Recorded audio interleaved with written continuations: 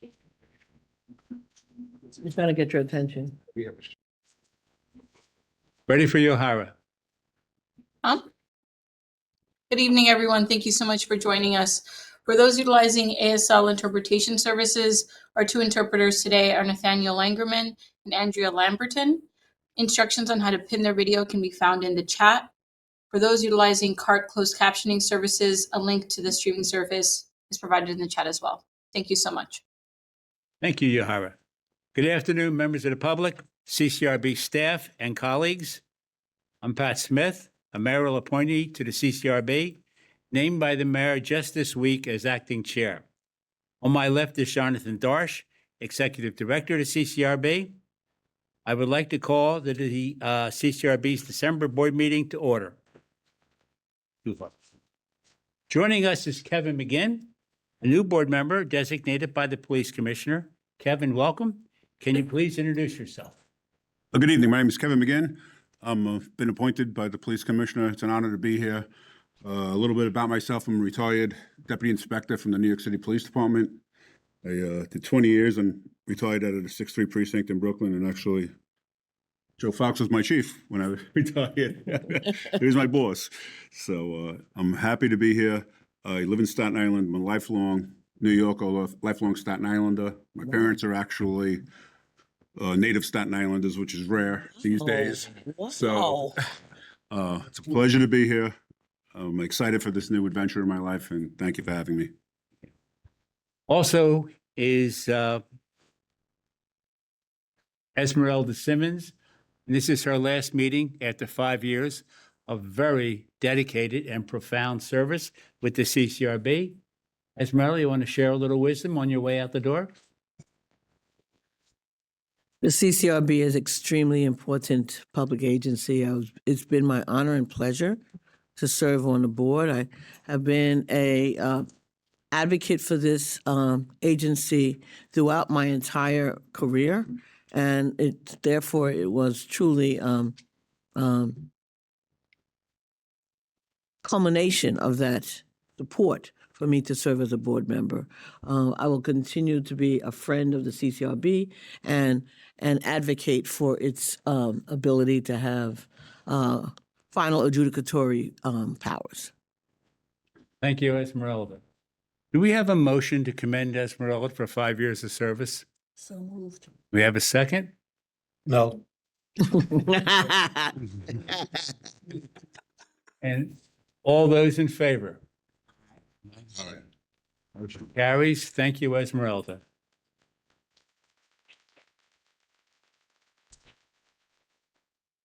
Will the other board members please introduce themselves, starting with Joe? Joe Fox, Police Commissioner Designate. Herman Merritt, City Council Designee from Brooklyn. John Darsh, Executive Director. June Northern, Mayor appointee from Brooklyn. Mayor Hogan, City Council Designee from Queens, District 28. And we have board members on the screen. Can you introduce yourselves, please? Make sure you are unmuted. Rahul Agrawal, mayoral appointee. And John Siegel, I'm a mayoral appointee. Let me just say, I only met Esmeralda Simmons when she joined this board, and we've been colleagues, but I've known her name for a very long time, and I learned a great deal from working with her on this board, and saw the way that she was vigilant both about investigating and making recommendations on the disciplinary issues that we face, while always being adamant about the fairness and propriety of the process to those accused of disciplinary infractions. So I think she's really been a model board member, and I know I and others will miss her. Thank you, John. Thank you, John. We turn to the minutes. Are there any changes or corrections to the November minutes? Is Joe Puma online? No. He just got downgraded, but I think he's trying to follow back. Okay. Just got downrated. Joseph Puma, you with us? The guy's got a thumbs up. Joseph, are you with us? Yes. Good Good afternoon. I'm trying to get on camera here. There was a technical problem. Hello, there I am. Good afternoon, everyone. I'm Joseph Puma, Manhattan City Council designee to the board. Welcome to Mr. McGinn and a very fond farewell to Esmeralda Simmons. I will certainly miss working with you. Joseph, thank you. And Rahul, did we get you before on screen? Yeah. You did. Yes, you did. I get old and stupid sometimes, Rahul. Thank you. All right, let's turn to the minutes. Are there any changes or corrections to the November minutes?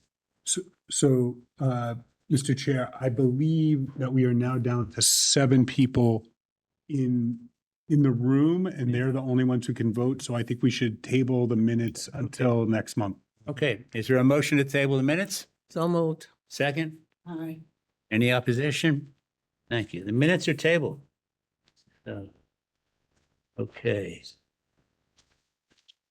And now you got to hear from me, unfortunately.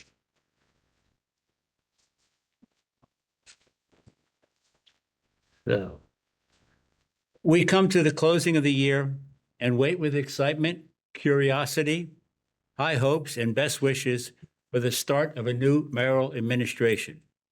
Be assured, however, that the work of the New York City Civilian Complaint Review Board, assuring accountability with justice for the dedicated men and women of the New York Police Department, will continue in earnest. Thanks to the work of John Darsh and his dedicated staff, the New York CCRB is the gold standard against which police review boards across the nation are measured. We will maintain that standard and make it better. We will work to increase mutual respect between two groups of men and women dedicated to serving the people, the CCRB and the NYPD. Under our former interim chair, Dr. Mohammed Khalid, this board has been discussing for a year ways to improve on the important work of our predecessors. Later in this meeting, we will present a proposal that moves these discussions into action. Allow me to wish you all the best of the holiday season and to say, God bless us, everyone. Now it is my honor to introduce the Executive Director, John Darsh. Mr. Chair, if we could also, I think Mr. Dwyer snuck in. If we Oh, could have- okay. Frank Dwyer, can you? I'm trying to. I was God when I spoke that loudly. I'm Frank Dwyer. I'm Police Commissioner Designee. Okay, and if I may, now that we have a quorum of 8 members, do we have any changes or corrections to the November minutes? We have a motion to approve the minutes. Second. Second. Okay, all in favor? Aye. All right, thank you. The minutes are approved. Now we go to our Executive Director. Thank you, Mr. Smith.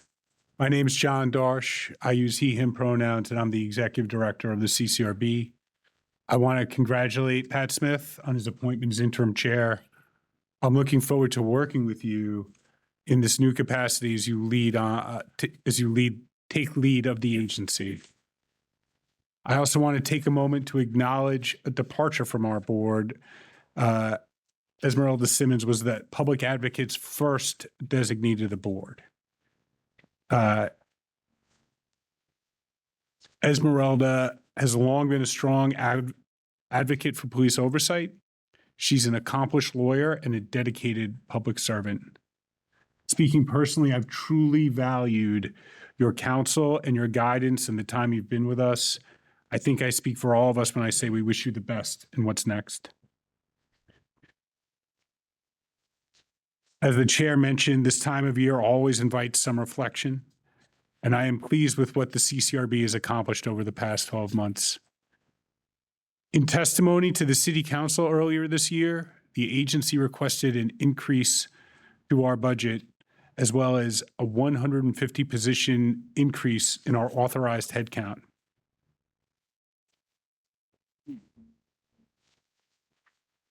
Though we received only 1.2 million of the $16 million that we requested and an increase of 20 positions, we remain thankful for this additional support and what it represents for our agency's ability to fulfill its duties.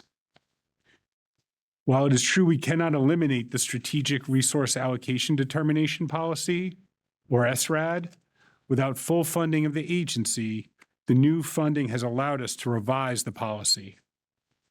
After a thorough review, the agency will eliminate forcible removal allegations from the list of allegations closed under SRAD effective January 1st.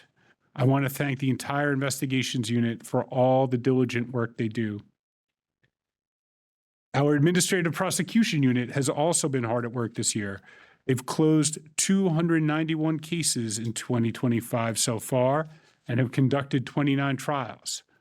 They've also welcomed several new prosecutors to the unit, which will help further streamline the group's efforts in 2026.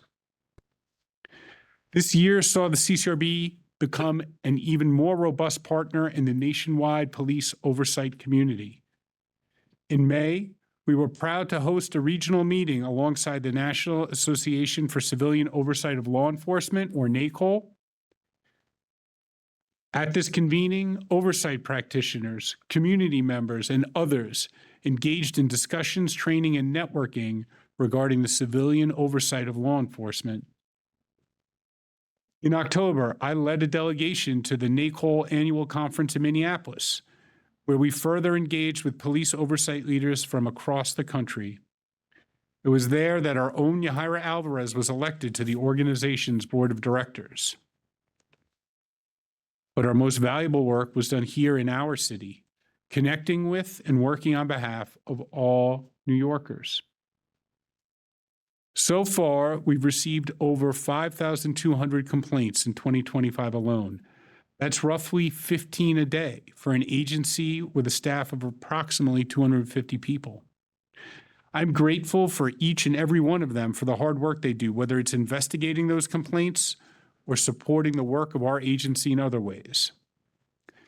Our outreach unit has conducted 866 events across all 5 boroughs, connecting with New Yorkers of all ages to explain how the CCRB does its work and how affected individuals can file a complaint.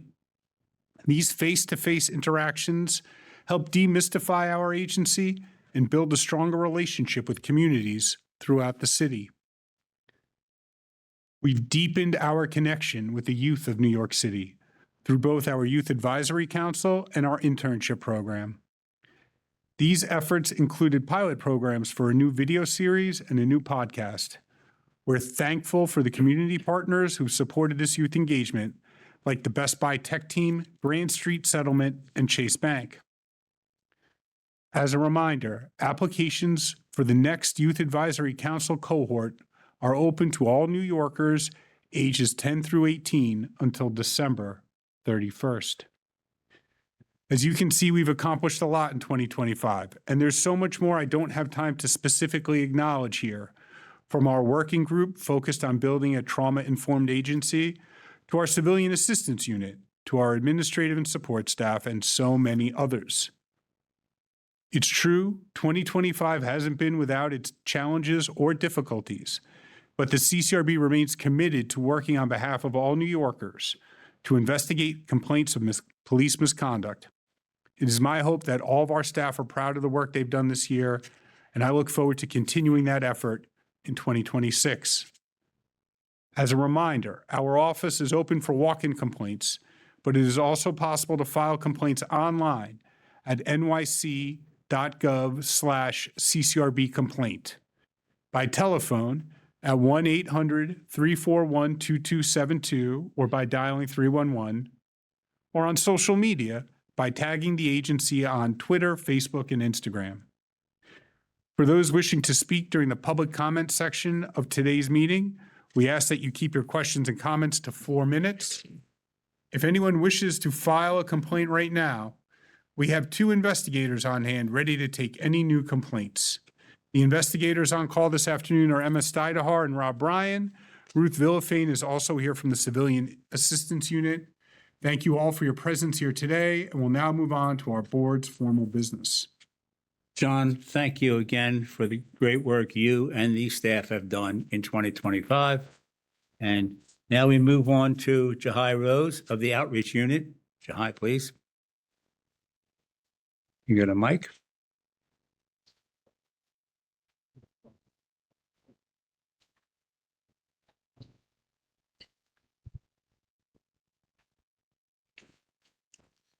Good evening. Thank you very much, Chair. As was mentioned, my name is Jahai Rose. I go by he, him pronouns, and I am the Director of Public Engagement and Community Partnerships.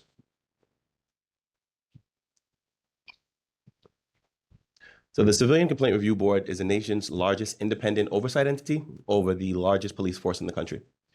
The Civilian Complaint Review Board investigates, mediates, and in some cases prosecutes allegations of misconduct alleged against members of the New York City Police Department. The agency is governed by a 15-member board, some of which you've met on the dais today. 5 seats are appointed by the New York City Mayor, 5 are appointed by the New York City Council, 3 designated by the Police Commissioner, 1 appointed by the Public Advocate, and the chair is jointly appointed by the Mayor and the City Council. The agency can investigate specific types of allegations. That includes force, abuse of authority, discourtesy, and offensive language. As previously mentioned, there are various ways to file complaints if you witness or experience police misconduct. That one was previously mentioned was going to our agency's website, which is nyc.gov/CCRB complaint. You could also call the agency's hotline at 1-800-341-CCRB or 1-800-341-2272. Remember, if you see footage of misconduct on social media or on the news, you can feel free to file a complaint, even if you are not there in person. Other ways to file complaints include calling 311. You could also come to the agency's building in person. The headquarters is 100 Church Street on the 10th floor in Lower Manhattan. You could also direct message or DM the CCRB on our social media platforms, which include Facebook, Twitter or X, and Instagram. The typical handle is _CCRB at CCRB_NYC. You could also send a letter to the agency to 100 Church Street, 10th floor, New York, New York, zip code 10007. You could also file a complaint in person at a local police precinct. It does not have to be the precinct within the confines of where the interaction may have taken place. Officers are required to accept CCRB complaints in the building. If you do not feel comfortable leaving that complaint there, you could feel free to request a complaint form and a self-addressed envelope, postage free, and you can mail that complaint directly to the agency. As mentioned, the CCRB has a Youth Advisory Council. The applications are live. The CCRB's Youth Advisory Council are a group of young people that are that have a committee. They are young leaders throughout the city of New York that are committed to criminal justice issues and improving police and community relations. Applications are open to all young people between the ages of 10 and 18 that live within the 5 boroughs. The deadline is December 31st. If you do have any questions about the application process or the YAC, feel free to email the YAC at yac@ccrb.nyc.gov. If you'd like to request an outreach presentation, feel free to send an email to the outreach unit at outreach@ccrb.nyc.gov. Feel free also to follow us on our social media platforms, which include Instagram, Twitter or X, and Facebook. Thank you. Jahai, thank you very much. We have any questions for Jahai? Okay. We will now enter the public comment portion of the meeting. We will begin with those joining us virtually who would like to make a comment, followed by those who are joining us in person. For those joining personally, please use the raise your hand feature. Please keep your comments to 4 minutes. Thank you. Ahira, would you please call on the first person? Thank you, Chair. First, we'll be hearing from Jennifer Ochoa.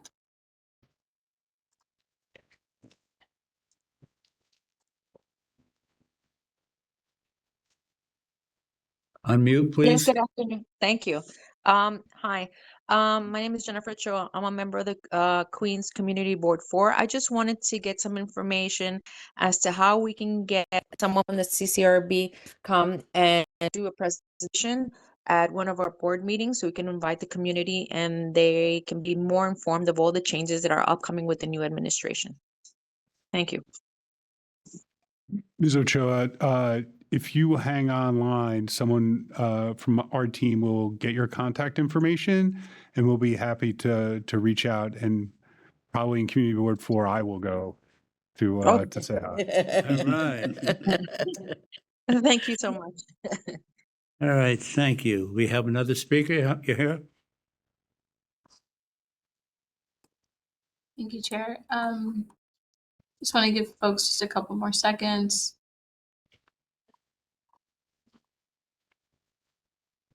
Looks like that concludes our virtual public session.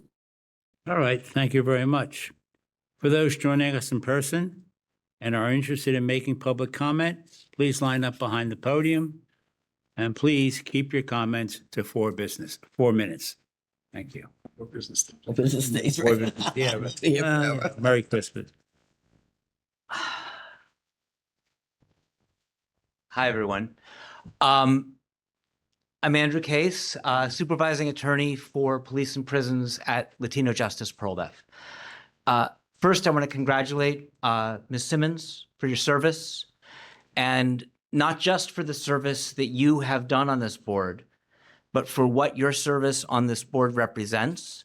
Because 5 years ago, the people of the city of New York amended the city charter to provide that the public advocate can name someone to this board. When I worked at this board in 2003 to 2008, every single member of this board was appointed by the mayor. The city council could nominate members. The police commissioner could nominate members, but the mayor approved every single member. And there is one time in this board's history in which the mayor refused to approve a nominee who had been put forward by one of the constituent groups. And that was when Iris Baez, the mother of Anthony Baez, who was killed by the NYPD, was named to this board by the Bronx delegation, and Mayor Rudy Giuliani denied her a seat on this board. And the fact that the city of New York, through its people in 1999, broadened the representation of this board to ensure the city council members could not be vetoed by the mayor, and the public advocate would have a voice, and even the police commissioner's nominees could not be vetoed by the mayor, is a huge step forward, even for those of us who might think that some future mayor of the city of New York might be appropriately nominating every member of this board. Those of you who were nominated by this mayor might not like the next mayor, and vice versa. Every constituent group gets a voice. I want to congratulate you, Mr. Smith, on being named the chair. And I am hopeful that now you will take this role and build consensus on this board, because this board has a major role to play in the future. This board is one of the 2 remaining prongs of the NYPD monitorship. Since 2013, the NYPD has been under federal monitorship. And every report in the last couple of years has made 2 things clear. The specialized units that go out and do stop and frisks on the street without having to respond to calls, whether you call them the NST or the anti-crime unit or the street crime unit or whatever you've called them over the years, are always stopping and frisking people at lower constitutional rates than people who get calls and people who respond to calls. And 2, accountability is a major issue. And the monitor is not going to let the NYPD out of the monitorship until there is accountability. And however much it sounds like good fun to support police officers by flipping cases, That's only good for the plaintiffs in the monitorship, because those of us who are plaintiffs in the monitorship get our fees every single year. And as long as the NYPD is in the monitorship, that will continue to happen. So if you want to help the city of New York and you want to promote an end to the monitorship, then make sure that accountability comes in the future. And I'm sure you will build consensus and do that going forward. Thank you all. Thank you. Thank you, Mr. Case. Thank you, sir. Perfect timing. I'm Michael Myers, President, New York Civil Rights Coalition. I heard a rumor. It's just a rumor because I haven't read it yet, but it might be in the newspapers. But I didn't hear the chair, interim chair, and I didn't hear the executive director say what I heard, that the police commissioner supposedly, allegedly rejected a recommendation of the CCRB board. And if that's true, and I don't know if it's true, but if it's true, why didn't we hear from the interim chair? Why didn't we hear from the executive director that the police commissioner has rejected a majority vote of this board on a matter of police misconduct? I just want to put that question to you, because if it's true, I want to hear something at this meeting today. Now, you know I don't like this new police commissioner. I just don't like her. I don't trust her. She has lots of big mouth stuff to say. And she says she knows the executive director, she knew the chair of the CCRB several months ago, but she still hasn't come here. She hasn't come here to address the members of this board in a public session.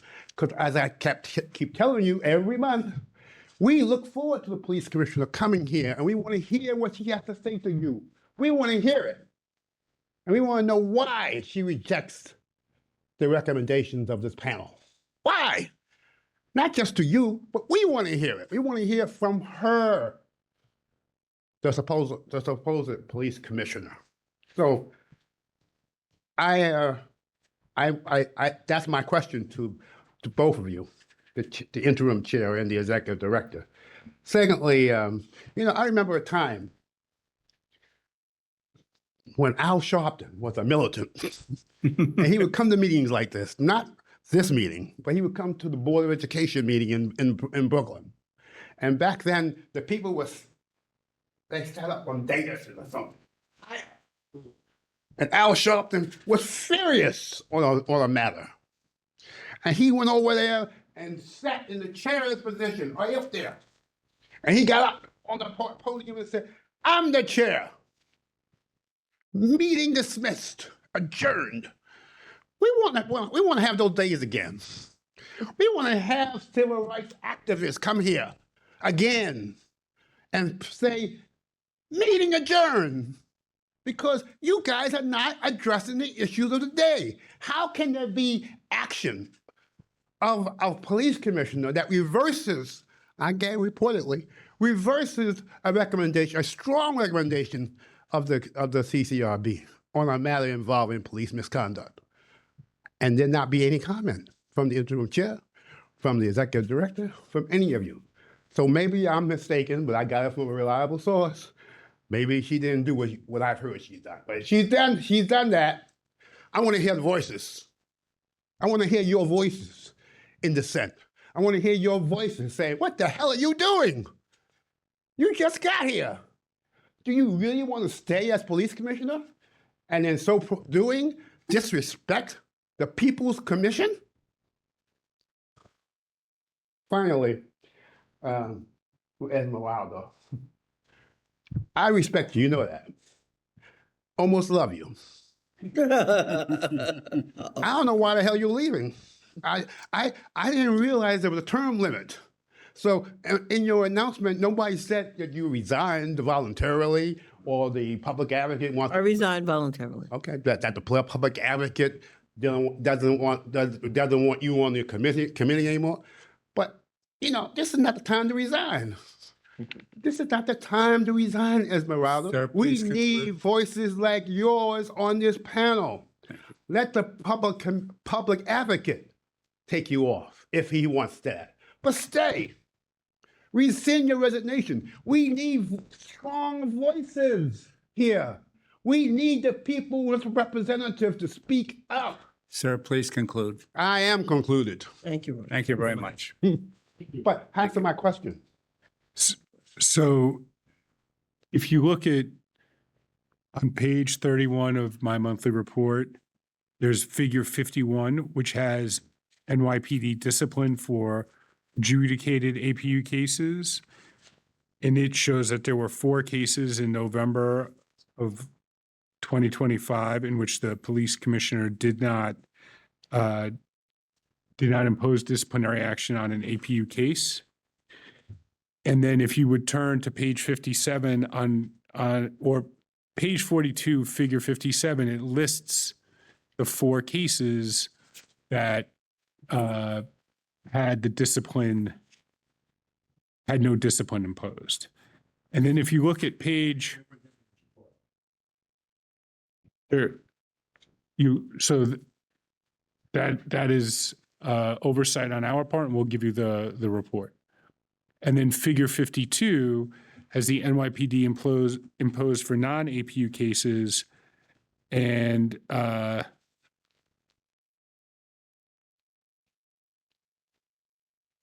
it looks like there were 8 cases closed with no disciplinary action.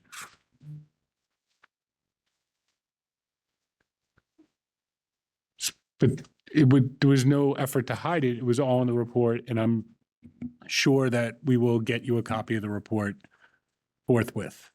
If I have to give you mine, I will. You had all these people in here in this room a couple of months ago. Was that one of the cases that he rejected? Which No, Win Rosario case. no. That has come to trial yet. so the Win Rosario case has not come to trial. Are you talking about the Isaacs case? Yes. So we had a very lengthy conversation about the Isaacs case last month. And the police commissioner hasn't made a decision in the Isaacs case. That is still pending. Thank you. Hello, my name is Wes. I'm here. Sorry, your last name is? Mahoney. I'm here on behalf of the New York Civil Liberties Union. The NYCLU would like to raise a concern with and ask a question about the November 2025 case resolution data. Specifically, it appears that only 15% of cases closed in November 2025 were fully investigated, which would be a multi-year low and notably below the previous norm. The previous low of the past 4 years was 23% back in January 2024, and monthly investigation rates seem to typically range between 30 and 50%.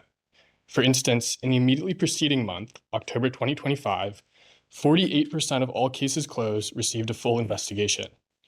In November 2024, so this time last year, 33% of cases received a full investigation. Correspondingly, 78% of November 2025 cases were resolved as unable to investigate or withdrawn. That seems to be a multi-year high as well. I was hoping the board could provide some insight on any factors that might be driving the shift in case resolution patterns, and if you see them as temporary or likely to continue moving forward. Thank you. Thank you. John, please hand it. So there were several panels that were scheduled to meet during November that had to be rescheduled. That caused a temporary shift in the numbers. But I think if you look at the overall trends, they should return to normal going forward. And the addition of a new board member will Kevin, I forgot your last name. McGinn. Mr. McGinn should also help process cases faster, and certainly more of them in the coming months. If I might address also, we are short 2 board members because the New York City Council has not named all 5 members it's allowed to name. So if you have the ear of someone at the council, speak to it. Thank you. Do we have anything? Yes, go ahead. Hi, my name is Nick Pinto. I'm a reporter for Hellgate. Mr. Smith, I wanted to congratulate you on your appointment. And I also wanted to ask you, as we've reported, you've been very forthright in your time on the board about your belief that too many people are lodging complaints against police officers, and that many of them are doing so maliciously with the intent to damage the reputations of officers. And you've also been part of panels that have rejected investigative recommendations at a very high rate, higher than the historical average, sometimes as much as half of investigative recommendations. So given that, and given the fact that you're now the interim chair, I wondered if you could speak to people who might sort of wonder about your philosophy of this agency and its function, whether you believe in the mission, or whether you just have a sort of a different perspective on how it ought to work. And then if I can just ask the second question, and then I'll sit down. The second question I think is for the board in general, but Mr. Smith, if you want to take it, I'd welcome it. Your predecessor, by all accounts, by his account certainly, seems to have been basically hounded out of office by a police union campaign running attacks on him in the New York Post. And so, you know, I wonder how members of this board think about the role of police unions in the Police Accountability Project that you're engaged in, whether that was appropriate, whether there's anything to be said about what has happened, whether anything can be done differently going forward. Thank you. Thank you. What I've said is on the record. If you have questions about my case decisions, feel free to take the time to review the cases on which I've ruled and look at them and see what you think. I believe in the mission. And as I said in my opening remarks, I will have a proposal to roll out at this meeting looking to improve the performance of the CCRB and the PBA, the unions. I am a former union organizer. I believe in unions. I believe that the leaders of unions advocate for their members. Let them advocate. And again, I told Dr. Khalid as he was contemplating the criticism, I said, have a thick skin. I had a thick skin facing your criticism, and have a thick skin and accept the fact that the police unions are going to represent and protect their members. Let it go. What doesn't kill you makes you stronger. Anybody else on the board want to address any of Mr. Pinto's questions? Thank you. Yes, sir. Thank you. Good evening. My name is Harry Mena. I am the artistic director. Excuse me, Mr. Mena. Would John Siegel want to address it? I'm sorry, John. Let me just note for the record that the criticism of Dr. Khalid was unfair, unwarranted, and completely pointless. Will achieve nothing, and the agency's work will go forward, notwithstanding how unfairly he was treated. I think probably we all agree with that, but certainly that's how I feel about it. I just wanted to say that on the record. Good. Thank you, John. Sorry I missed you. Not caught up with the 21st century yet. Again, thank you. Thank you for your service. I provide my service as a community artist on the Sunset Park Railroad, where I celebrate our elders, immigrants, and our humanity with the intention of crashing through walls of hatred, misogyny, and bigotry. And for the last 2 years, I've been on a campaign to keep people from violating the Americans with Disability Act on crosswalks and bus stops. It happens every single day, all day long in my community, and it's my understanding, and it happens in many other communities as we speak. Our elders and the disabled are being violated, and with impunity. I have photographic evidence of traffic agents and police officers not ticketing violators. I have profit being put before people. UPS, Federal Express, DHL, and even our own government U.S. Postal Service violate our elders and the disabled. I myself have been violated for documenting this.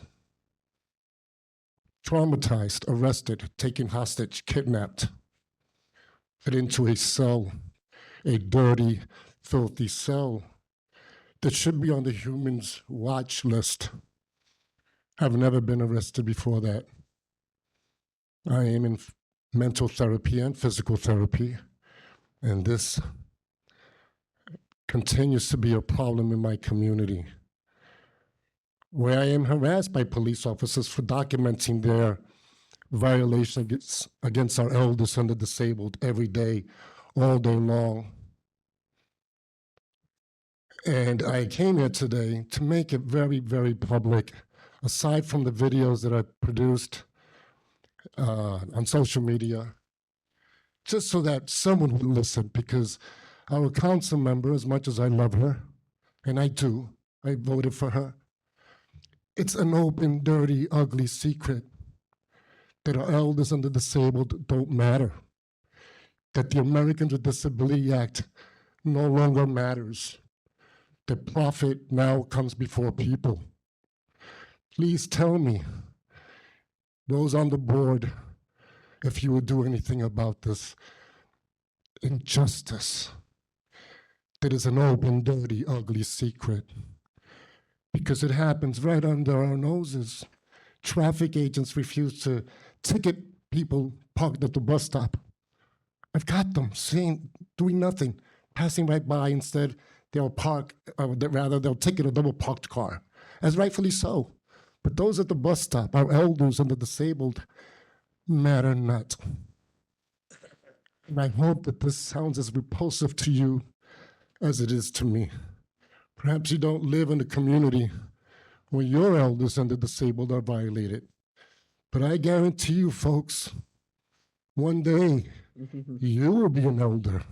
One day you will be disabled. I hope that something will be done before that. Thank you. Thank you, sir. Sir, I am elderly and I am disabled. This body has to pass judgment on police officers who are accused of misconduct. We can't address your council member, and I don't think we can address traffic agents, right?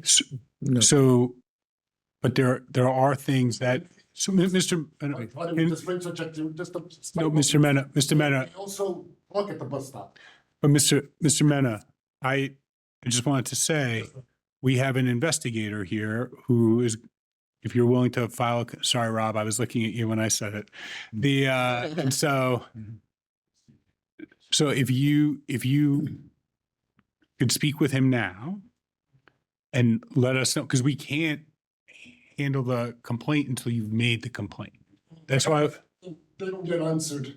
To this agency? Yes, sir. So speak to Rob now. Officer Khan, Officer Gonzalez, investigators rather. Neither of them have finished this case, which has been over 6 months. And it's terribly disappointing. So why don't you speak with Rob, Yes, sir. let him know what the issues are, and then he will talk to me and we'll figure out whether there are open complaints that we are addressing that just haven't been closed yet, or there are new issues that we need to re-interview you for and get the information. Thank you, sir. Is there anyone else who has, Christmas. Merry Christmas, thank you, sir. Anybody else who has a question or comment? Okay. And I just, Chairman, I just want to make a comment that was a little earlier. Yeah.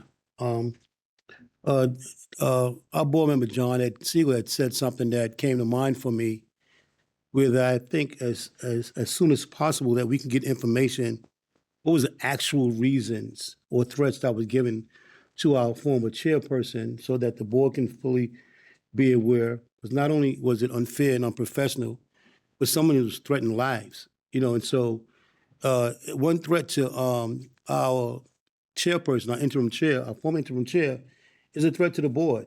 Yeah. And I think that we should know fully exactly what was the reason and what were the things that was said to him.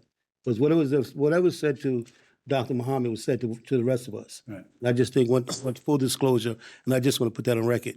And in the respect also, it's good you gave advice, Brother Smith, but from your position, you might be able to say, take it hard or whatever term they use, to have tough skin. And in some positions, in other positions, most of us can't be in tough skins.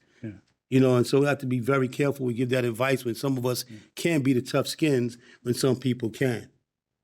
Just wanted to have to say that. Thank you. Thank you. Yeah, very good, very good. Any other comments?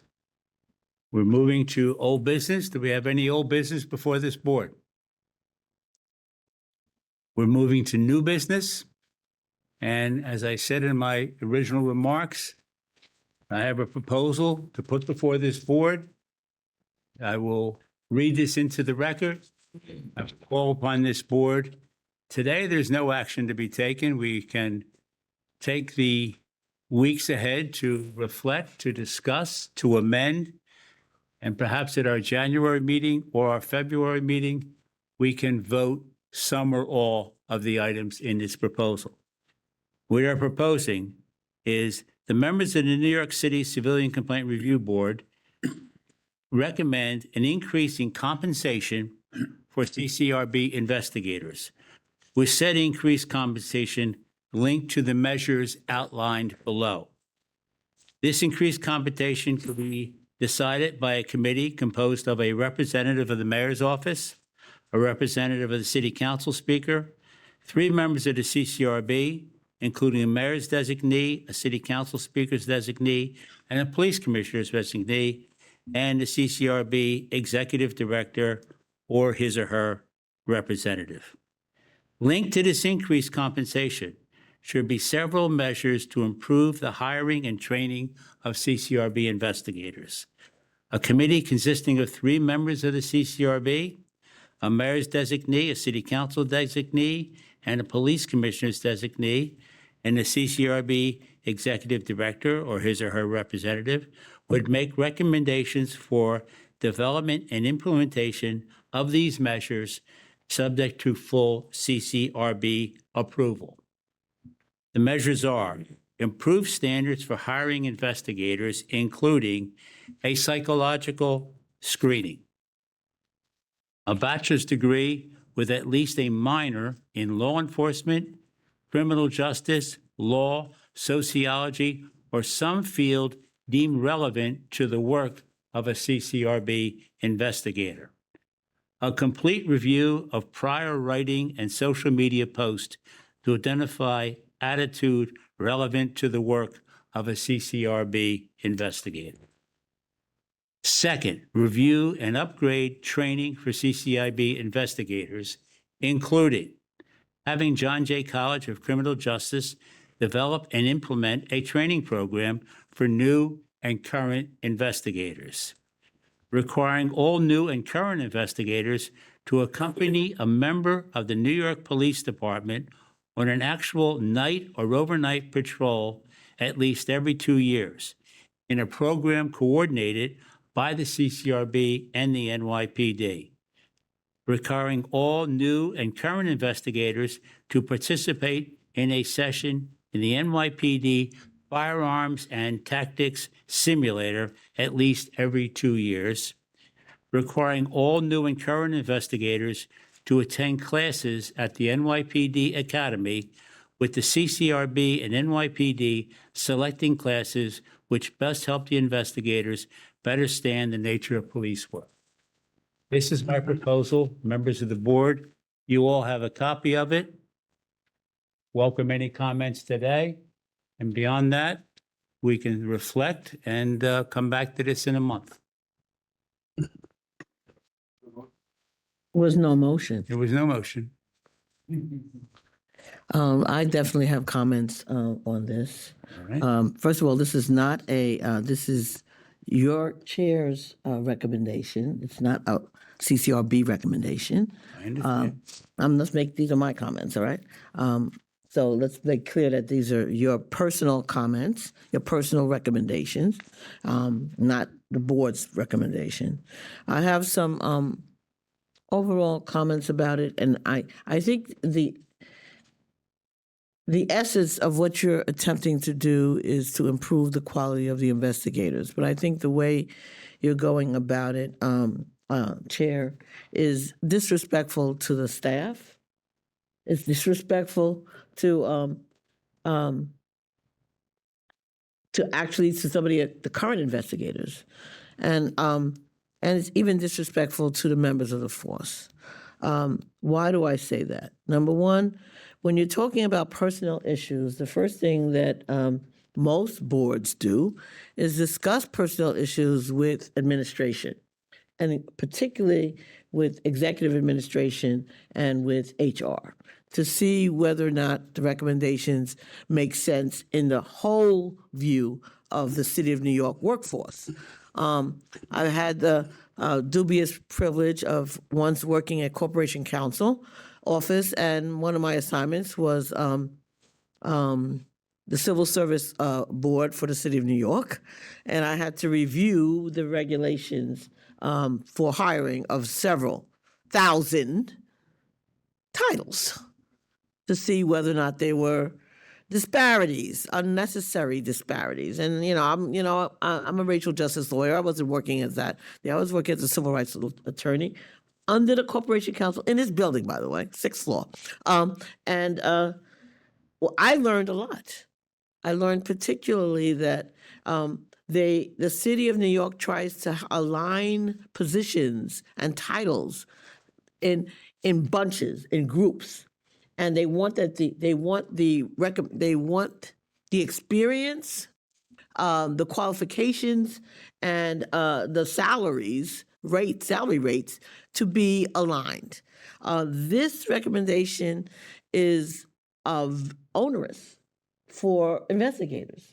It would require investigators to do things that many police officers don't have to do I'm talking about candidates, have to do in order to be hired. So, and I do not think it's aligned with the entire scheme of government employees in the City of New York. That doesn't mean it's bad.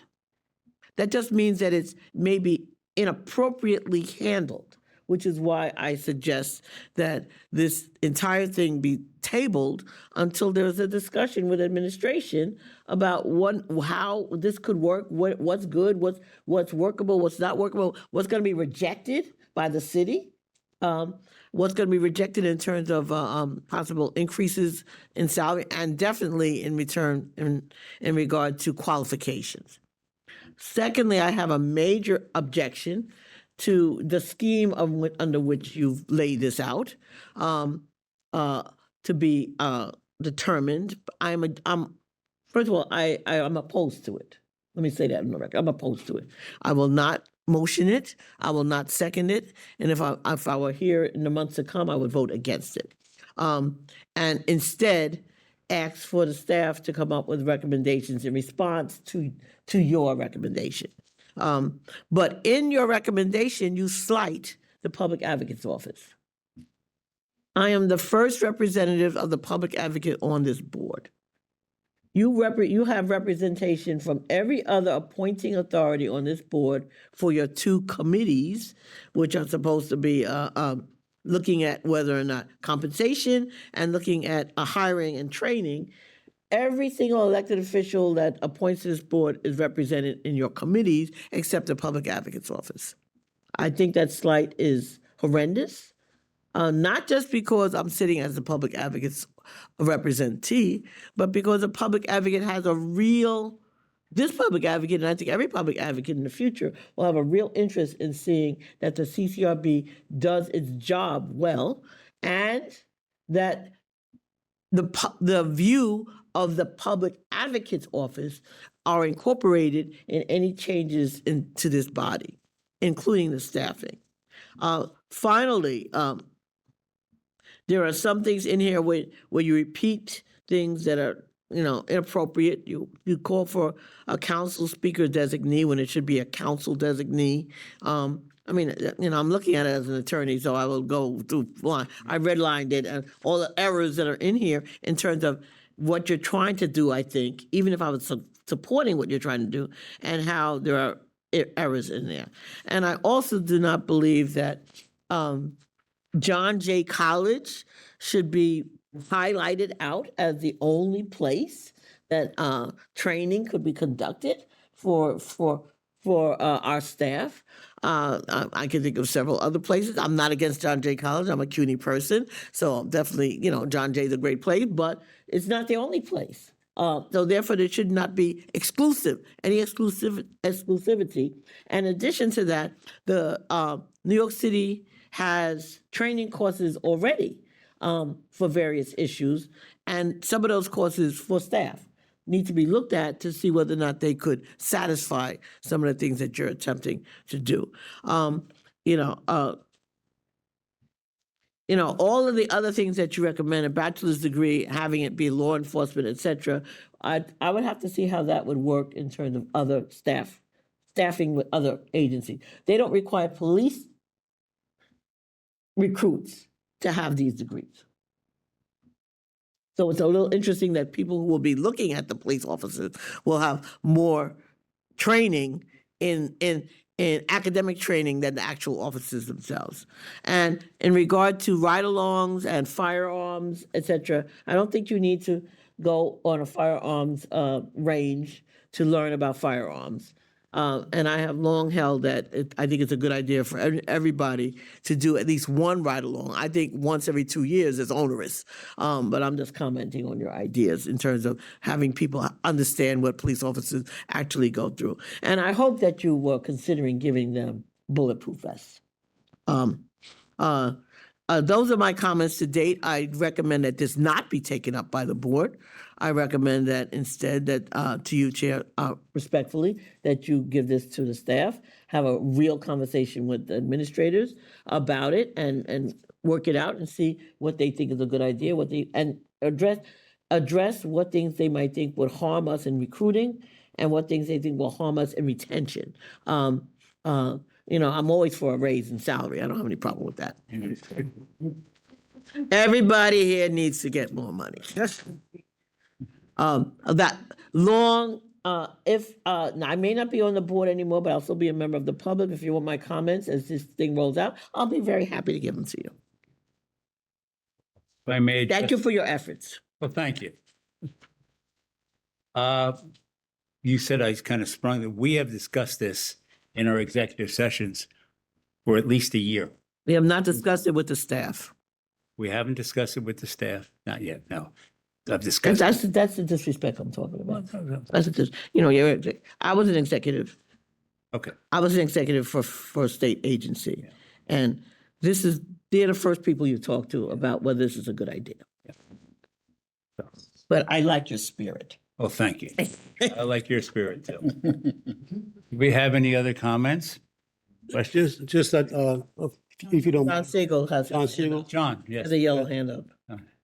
Yeah, thank you, Mr. Chair. Everything has unintended consequences, and the consequence of your putting forth this proposal today is we got a great opportunity one last time to hear Esmeralda Simmons give a very thorough and lawyerly presentation. An abbreviated comment.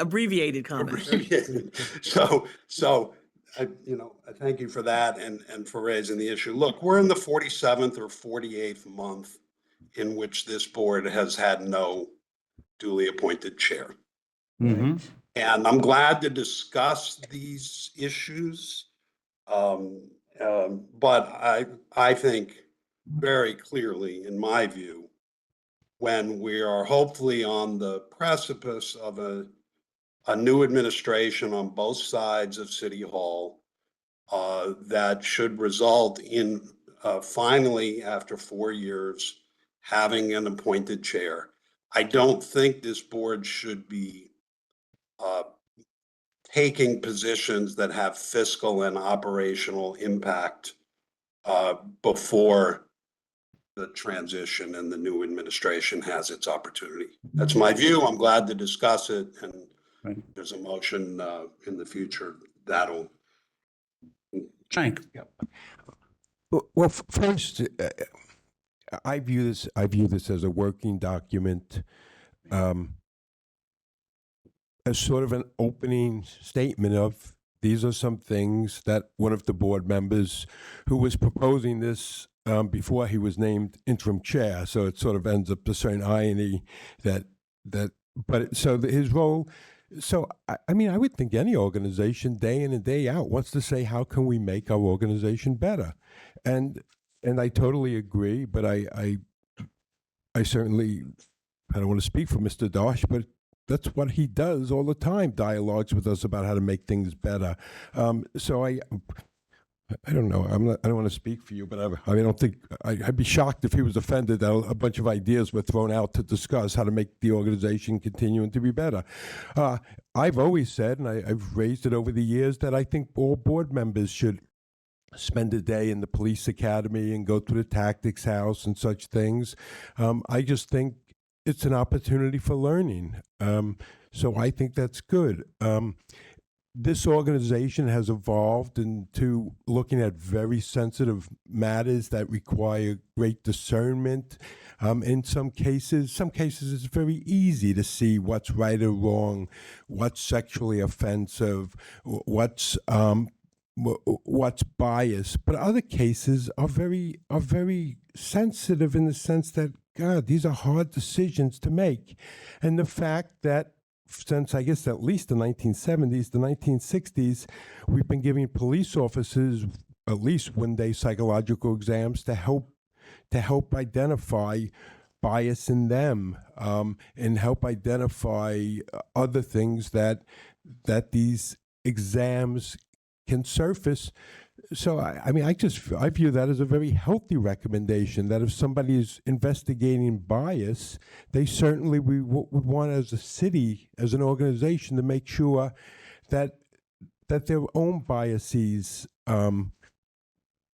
aren't excessively present or aren't not identified. So I just think I totally agree that we should have a dialogue with the executive staff and with current investigators and other people through the organization, but I don't think whether we have a new administration or not a new administration. I just think it's our job to work to make this a better organization, as it is the job of every organization to work to make itself better. Frank, thank you. Anyone else? Yeah, I'm going to go. Thank you, Frank. Thank you, Chair. Cognitive biases, we all have them, right?